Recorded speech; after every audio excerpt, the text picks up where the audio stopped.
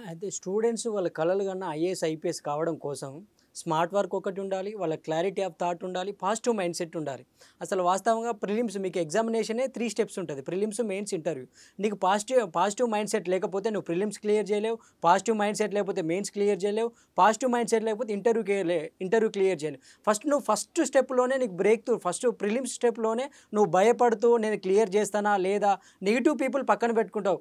నువ్వు ఎట్లా ఐఏఎస్ కాలేవు, నువ్వు ఐపీఎస్ కాలేవు. First negative people stay away from negative people. ఎవరైతే నెగెటివ్ ఉన్నారో వాళ్ళకందరికీ దూరంగా ఉండండి.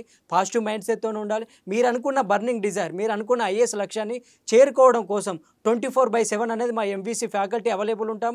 పాజిటివ్ మైండ్ సెట్‌తో ఉండండి. మీరు మెడిటేషన్ చేయండి. మీరు సోషల్ మీడియా కూడా దూరంగా ఉండండి. సోషల్ మీడియాలో మీరు చూస్తూ వాళ్ళు చాలా బాగా ఉన్నారు, వాళ్ళ వాళ్ళ లైఫ్ స్టైల్ చాలా డిఫరెంట్ ఉంది, ఇలా ఎవరితోని కంపేర్ చేసుకోవద్దు. కంపేర్ చేసుకోగలిగితే ఖచ్చితంగా నువ్వు క్రాక్ చేయలేవు. నీకు నువ్వే కాంపిటీటర్, నీకు నువ్వే యువర్ సెల్ఫ్. నీ పాజిటివ్ ఏంటి, నీ నెగిటివ్ ఏంటి, నీ పాజిటివ్ స్టెప్స్ పైన ఫోకస్ చేసేయి. నెగిటివ్ పైన నువ్వు చాలా తక్కువ ఫోకస్ చేసేసి నీకు పాజిటివ్ ఉంది, ఏ సబ్జెక్ట్లో నువ్వు ఎక్కువ ఉన్నావో ఆ సబ్జెక్ట్ పైన ఎక్కువ మార్క్ తెచ్చుకో. నీకు సబ్జెక్ట్ ఎక్కడైతే నీకు తక్కువ సబ్జెక్ట్ ఉందో, తక్కువ మెథడాలజీ ఉందో, తక్కువ నీకు సంబంధించిన ఆ సబ్జెక్ట్లో నీకు లో ప్రొఫైల్గా మెయింటైన్ చేసుకుంటూ నువ్వు ప్రిపేర్ కాగలిగితే ఫస్ట్ పాజిటివ్ మైండ్ సెట్ ఉండాలి. నేను ఖచ్చితంగా క్రాక్ చేయగలుగుతాను. ఎవ్రీడే మీరు పడుకునే రోజు మీ ఎగ్జామ్ కంప్లీట్ అయినాక I will become an IAS officer, నేను ఖచ్చితంగా ఐఏఎస్ ఆఫీసర్ అవుతా, ఖచ్చితంగా ఈ దేశాన్ని మార్చగలుగుతాను. పాజిటివ్ మైండ్ సెట్ ఉండగలిగితే ఖచ్చితంగా మీరు ప్రిలిమ్స్ క్లియర్ చేయగలుగుతారు.